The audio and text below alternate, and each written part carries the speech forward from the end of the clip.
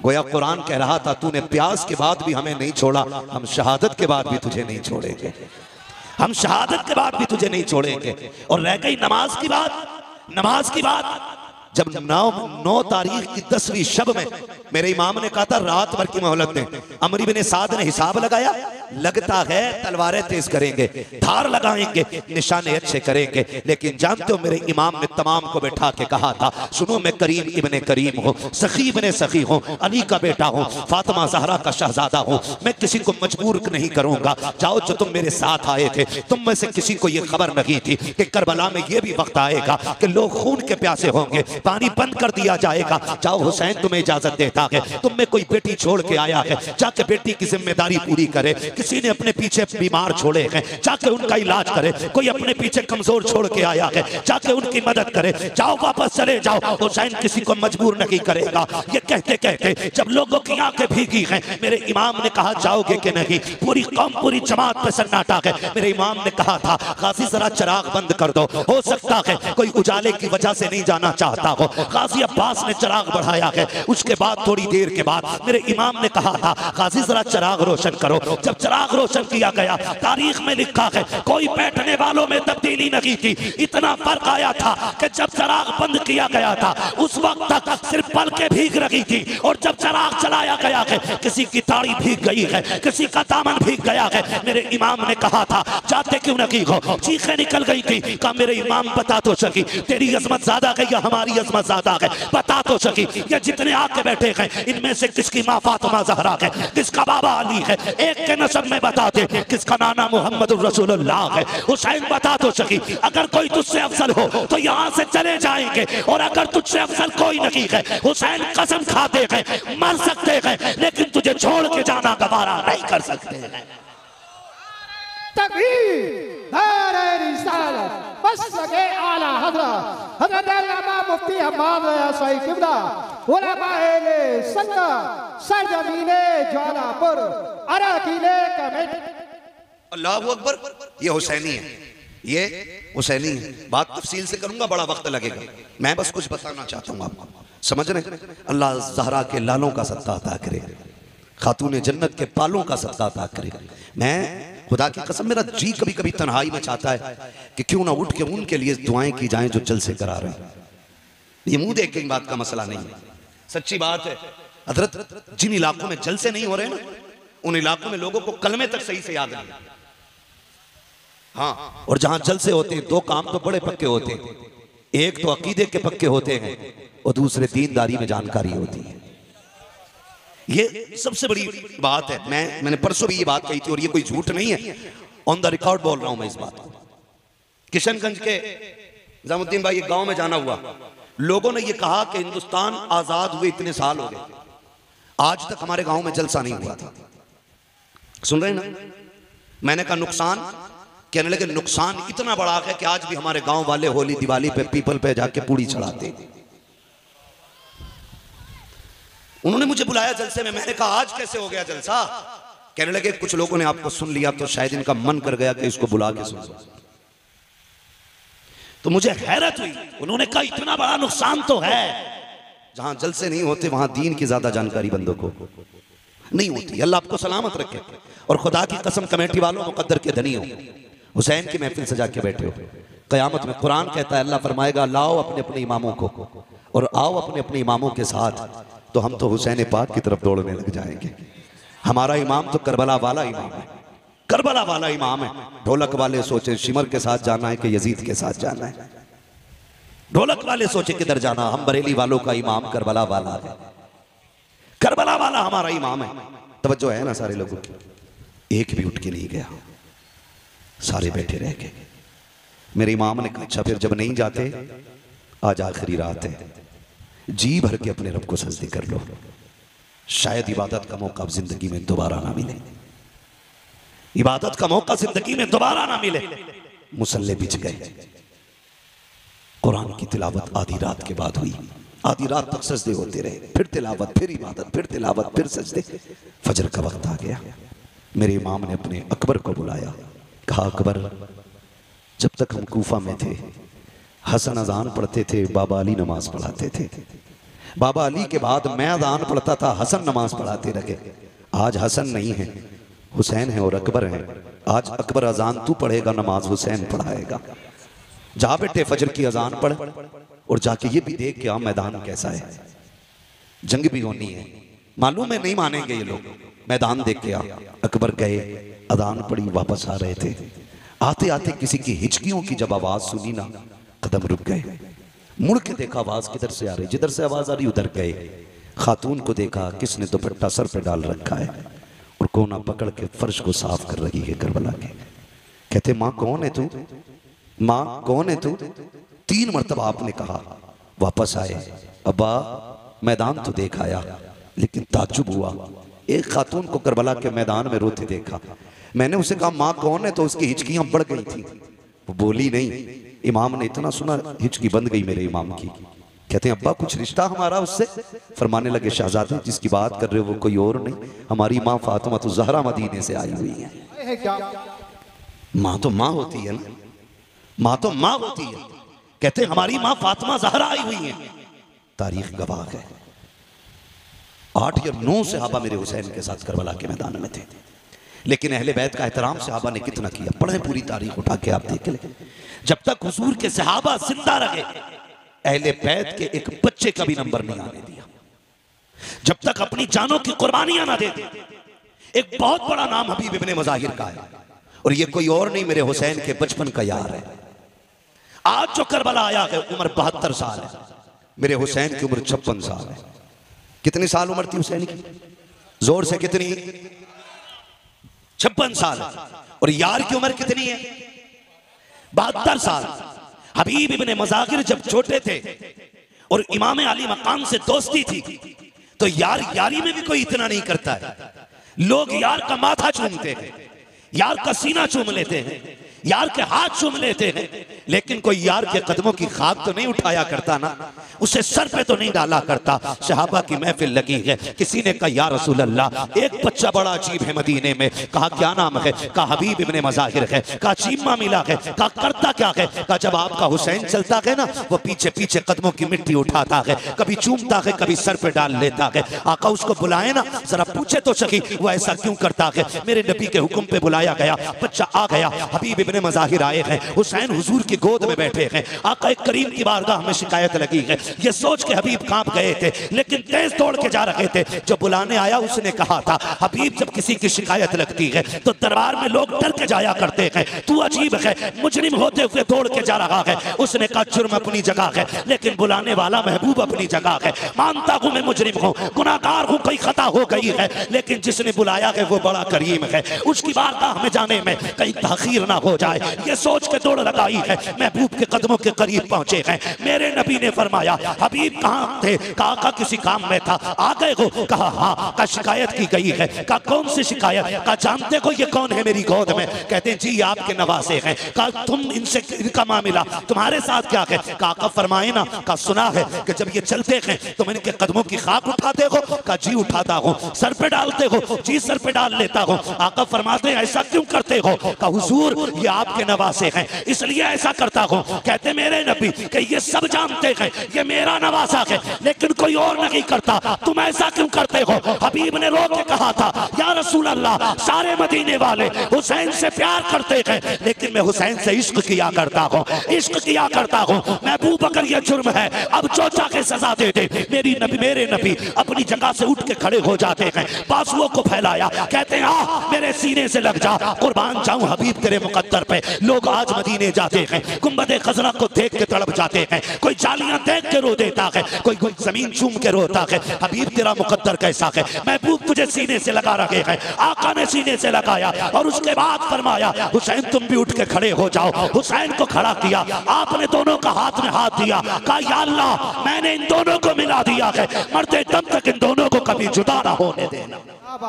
नारे तकबीर, नारे रिसालत, मसलके आला हज़रत हज़रत अल्लामा मुफ्ती अहमद रज़ा साहिब किबला, ज़िक्रे शहीद आज़म। यहां तक पहुंच गए, समझ गए ना हबीब कौन है? यही हबीब इब्ने मज़ाहिर सबसे पहले निकले और आके कहते हैं हुजूर मैं तेरे नाम पे कुर्बान होना चाहता हूं। 72 साल उम्र है। 72 साल का बंदा कितना कमजोर होता है। मुर्रिखीन ने लिखा है कि लाठी टेक के चलते थे हबीब इब्ने मज़ाहिर, लाठी टेक आए, लाठी के सहारे। हुसैन इजाजत दे, मेरे होते हुए कोई तेरी तरफ आंख उठाए, ये तो हो ही नहीं सकता है। मेरे इमाम ने देखा हबीब कमर झुकी है, 72 साल उम्र है, 3 दिन की प्यास है, ना जा। कहते नहीं इमाम इजाजत दे, एक बार अपने हाथ से घोड़े पे सवार कर फिर देख के इस 72 साल के बूढ़े में 22 साल की जवानी कैसे आती है, उठाए ना आप मुझे। मेरे इमाम ने मुस्कुरा के देखा, तलवार हाथ में थमा दी। जब तलवार हाथ में आई ना, कहने लगे जरा कदम पीछे हटाइए। मेरे इमाम ने कहा क्यों? कहा जो जिंदगी भर करता रहा वही आज करना चाहता हूं। मेरे इमाम ने कदम पीछे हटाए, करबला की रेत पे निशान कदम बना। हबीब ने झुक के मिट्टी उठाई, होठों से लगाई, सर पे डाली, कहा ये मेरी मेराज है। उसके बाद लाठी फेंक दी, कहा इमाम सहारा दे के घोड़े तक बैठा दे। मेरे इमाम ने अपने यार का कंधा पकड़ा, बाजू पकड़ के घोड़े पे बैठाया और उसके बाद कहा जाओ तुम्हारा खुदा हाफिज है। 72 साल का बूढ़ा है, हाथ में तलवार है, सामने 22,000 का लश्कर। कुछ अजीब नहीं लगा? कितनी अजीब बात थी। 72 साल का बूढ़ा, 22,000 का लश्कर, 3 दिन की प्यास, झुकी कमर, बाल सफेद।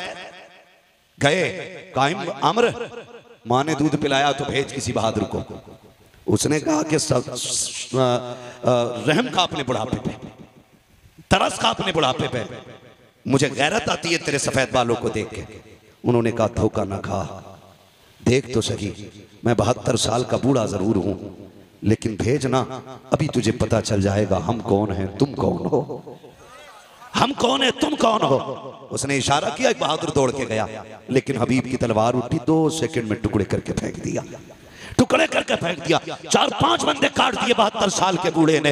अमर इब्ने साद ने देखा अब कौन जाएगा, लोग पीछे को लुकैयां लेने लगे, मरने कौन जाएगा इसके पास, जो जाता है पलट के नहीं आता है। एक यजीदी ने आके बढ़ के कहा, अमर इब्ने साद, कहा क्या याद है सुबह हुसैन आए थे, हमारा एक हुर लेके चले गए हैं, अगर तू इजाजत दे मैं भी हुसैन का एक सिपाही तोड़ना चाहता हूँ। कहा कैसे तोड़ोगे? कहा देखते नहीं हो 72 साल का बूढ़ा है, 3 दिन का प्यासा है, क्यों ना इसको पानी का लालच दिया जाए, हो सकता है कि ये टूट जाए। एक यजीदी ने जैसे इतना कहा, अमर ने कहा मुझे तो नहीं लगता है, लेकिन अगर तुझे लगता है तो करके देख ले। उसने हाथ में पानी का प्याला लिया और कहा सुन अभी बात सुन, तू लड़ रहा है, मुझे रहम आ रहा है, तू 3 दिन का प्यासा है, आजा तलवार डाल दे, हमारी सफ में आजा, तुझे पानी भी मिलेगा, किसी इलाके की गवर्नरी भी दे दी जाएगी, आजा, मैं तुझे अक्लमंद समझता हूँ इसलिए मौका दे रहा हूँ। हबीब इब्ने मज़ाहिर ने न्याम में तलवार डाली है, वो बड़ा खुश हुआ, कहता अमर देख लो मैंने एक बंदा तोड़ लिया है हुसैन का।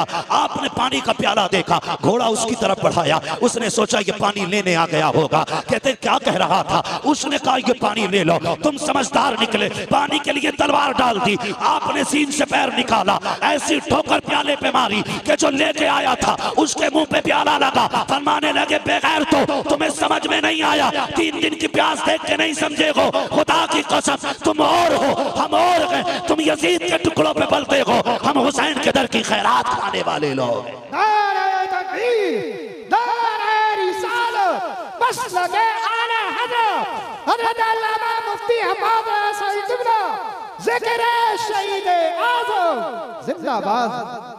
फिर वो वक्त भी आया, यजीदियों ने फिर घेरे में लिया, वही नामर्दों वाला काम, बुज़दिलों वाला काम किया, चारों तरफ से घेर के तीर बरसाए, करीब तो कोई जा ही नहीं सकता था क्योंकि सवार हुसैन ने किया था, सवार अली के बेटे ने किया था, कौन जा सकता था? किसी में जुर्रत नहीं थी। घेरा चारों तरफ से, घेरने के बाद बारिश कर दी तीरों की। कहने लगे हुजूर आइए और आके गुलाम को संभालिए। मेरा इमाम आया, आके यार का सर गोद में रखा, कहने लगे हबीब आंखें खोलना यार। कहते हुजूर खून भरा है आंख में। मेरे इमाम ने अपनी चादर से खून साफ किया, हबीब ने आंखें खोली, मुस्कुरा दिए, यार सीने में बर्छी है, कलेजा छलनी है, हंस रहे, मुस्कुरा रही है, मुस्कुरा रही है, ये कैसे जिगर वाले लोग थे। मुस्कुरा के कहते हुसैन गवाह रहना, मेरी आखिरी निगाह तेरे चेहरे पे पड़ रही है, और मेरा इंतकाल हो जाए ना बस इतना नाना से कह देना, नाना हबीब से मैं राजी हो गया हूं, आप भी राजी हो जाएं। तारीख गवाह है, मेरे इमाम ने हबीब को अलविदाई सलाम किया और जब हबीब का विसाल हो गया मेरे इमाम ने सर जमीन पे रखा, रुख मदीने की तरफ किया। नाना देख रहे हैं ये वही है जिसका हाथ आपने मेरे हाथ में दिया था और अल्लाह से कहा था आखिरी दम तक जुदा ना करना। नाना दुआ मकबूल है आपकी और मैं इसकी मोहब्बत की गवाही देता हूँ। आखिरी सांस तक इसने हुसैन से वफा की है। नाना कयामत में इसके ईमान की गवाही दे देना। अल्लाह अकबर, तारीख गवाह है। आज भी करबला जाइए जहाँ मेरे इमाम का रोजा बना है, कदमों में इसी गुलाम का रोजा बना है। पहले अंदर दाने से पहले हबीब इब्ने मज़ाहिर का मज़ार है, फिर उसके बाद मेरे इमाम का मज़ार है। गोया आज भी हबीब इब्ने मज़ाहिर के मज़ार से आवाज आती है, आने वालों संभल के चलो, अंदर जाने के लिए पहले गुलाम इजाजत देगा, उसके बाद आका हुसैन तक पहुंचा जाए। क्या बात है, सुभान अल्लाह, सुभान अल्लाह, जिंदाबाद। हबीब इब्ने मज़ाहिर शहीद हुए, उसके बाद ये कि बात दीगर शहीद शहादतें होती रही। करबला में सिर्फ हुसैन इब्ने अली नहीं थे, सिर्फ अब्बास इब्ने अली नहीं थे, बल्कि अली के और भी बेटे करबला के मैदान में थे। नाम बता दो, कह दे जरा या अली, और जोर से। ये इधर वाले क्यों नहीं बोल रहे? हजरत अली का नाम 250 ग्राम का आदमी ले ले तो वो 25 किलो का हो जाता है, और यहाँ तो सारे 58 किलो के लग रहे हैं, फिर भी आवाज नहीं निकल रहा, बोले या अली। जी सलामत रहे, बस बात पूरी करने लगा हूं। मैं क्या बात कह रहा था अभी आपसे? और भी थे, अल्लाह सलामत रखे। हजरत अली के और भी बेटे थे, नाम बताऊं, झगड़ा ही खत्म हो जाएगा। हजरत हुसैन बिन अली, अब्बास बिन अली, अबू बकर बिन अली, उस्मान बिन अली, उमर बिन अली, जाफर बिन अली। ये हजरत अली को हुजूर के यारों से इतना प्यार था कि अपने बेटों के नाम भी उनके नाम पे रखे। जिसको जिससे नफरत होती है कभी उसका नाम नहीं रखता है कोई यजीद जमाने में? शिमर, होली, हुरमला, सिनान मिलेगा कोई? दुनिया ढूंढ लो, मिल ही नहीं सकता। और दुनिया के कोने कोने पे चले जाओ, मोहब्बत का आलम यह है, हर घर में कई कई हुसैन मौजूद है। कोई मोहम्मद हुसैन, कोई अहमद हसन है, कोई अबरार हुसैन है, एक एक घर में कई कई हुसैन है। ये क्या मतलब है? हमें करबला वालों से प्यार है, जिससे प्यार होता उन्हीं का नाम रखा जाता है। फिर बकवास बंद कर अपनी, तू ये कहता है इनमें नफरतें थी, इनमें दूरियां थी, जबान को लगाम दे, कहीं फालिज ना गिल जाए। तू क्या जाने दीन पे कितना बड़ा एहसान अबू बकर का है, दीन को कहां से कहां पहुंचाया है नबी के उमर ने। तुझे गैरत नहीं आती है? कौन उमर है? खुदा की कसम, अहले बैत क्या होते हैं ये कोई उमर से जाके पूछे। हुजूर के शहजादे कौन है? अबू बकर से जाके पूछो। हजरत अबू बकर सिद्दीक ने इमाम हसन को कंधे पे उठा रखा है, वक्त का मोमिनीन है, खलीफा वक्त है, आ रखे हैं कंधे पे है। किसी ने कहा ये क्या कर रहे हो इनको कंधे पे? कहा तुम नहीं जानते हो, इन्हें आसारान इनको हल्के में ना लेना। ये वो है जो नबियों के इमाम के कंधे पे भी बैठा करते थे। सुभान अल्लाह, सुभान अल्लाह। शर्म नहीं आती है? इन्हें लड़ाने की बात कर रहे हैं। अगर मैं इस पे बात करूं बड़ा वक्त लगेगा, मुझे एक शहादत बयान करनी है, बस मैं उधर ही लेके आपको चलना चाहता हूँ। शहादतें होती रही, शहादतें होती रही। जब जानिसारों की शहादत हो गई तो फिर खानदान की बारी आई, फिर नंबर लगा अली के बेटों का। हाँ, जो खातून जन्नत के अलावा दूसरे माओं से थे उनका नंबर लगा, उन्होंने जाने कुर्बान की। फिर बारी आ गई घर की, घर की बारी आई। मेरा इमाम बैठा है, अचानक खेमे में अली अकबर आए। अब्बा क्या सोच रहे हैं? कब सारे जा चुके हैं, सोच रहा हूं किसे भेजूं, मैं खुद ना चला जाऊं। अली अकबर बाप के कदमों से लिपटे। अब्बा, जिसके पास 18 साल का बेटा हो वो मैदान जंग में जाता हुआ तो अच्छा नहीं लगेगा ना। अब्बा, मैं जाऊंगा, मुझे इजाजत देना। मेरे इमाम ने बेटे का माथा छूमा, कहने लगे बेटे सिर्फ मेरी जिम्मेदारी नहीं है, माँ से भी तो जाके इजाजत ले लो। माँ के खेमे के पास आए, क्या देखते हैं? मुसल्ला बिछाए, कुरान रखा है, रहल पे माँ के हाथ उठे। जज्बे देखो नबी के घर की खवातीन के, और कह रही हैं अल्लाह पहले कासिम न जाए, पहले उन मोहम्मद न जाए, मालिक करबला के मैदान में पहला मेरा अकबर जाना चाहिए, मेरा अकबर जाना चाहिए। आप खेमे में दाखिल हुए, अम्मी रब ने दुआ कबूल फरमा ली है, जल्दी करें बेटे को दूल्हा बना दें, मैं जा रहा हूं करबला के मैदान में। मां ने एक सजदा शुक्र अदा किया, शुक्र है मालिक तूने मेरे अकबर को करबला के लिए कबूल किया। है कि नहीं? कितने बड़े जिगर वाले लोग थे। सजदा किया, उठी और आई संदूक खोला। हुसैन कोई किसी गरीब घराने का तो नहीं था ना, मोहताज घराने का तो नहीं था, ये तो इतने पैसे वाले लोग। इमाम हसन के दरवाजे पे फकीर आ गया। अली इब्ने अबी तालिब के बेटे कुछ दें। फरमाने लगे ठहर। अंदर गए, सिक्कों का एक गठरी उठा के लाए सिक्कों की और ला के उसके हवाले कर दी। इतना वजनी थी वो गठरी। वो कहने लगा जनाब ये मुझसे नहीं जाएगी। तो गए बाजार से एक नौकर करके लाए, मजदूर, उसकी मजदूरी दी। कहने लगे इसके पैसे इसके मंजिल तक छोड़ के आ। जब वो जाने लगा आप कहने लगे यार माफ कर देना, माफ कर देना। उसने कहा ऐसे सखी मैंने आज तक नहीं देखे, भीख मांगने में आया, पैसे मैंने लिए, मेरे लिए आप इतने परेशान हुए, माफी किस बात की? फरमाने लगे तेरा वक्त ज्यादा खर्च हो गया है, इसलिए मैं तुझसे माफी मांगता हूं, माफ कर देना, तकलीफ हो गई हो। तो उसने जो बातें कही थी उसी की मेरे इमाम ने यूं अक्स सामने पेश किया है, यूं आपने उसकी मंजिल कशी की। आप फरमाते हैं आता के फकीरों पे उन्हें प्यार कुछ ऐसा, खुद भीगते और खुद कहें मंगते का भला हो। अरे मंगता तो है मंगता, कोई शाखों में दिखा दो जिसको मेरे सरकार से टुकड़ा ना मिला।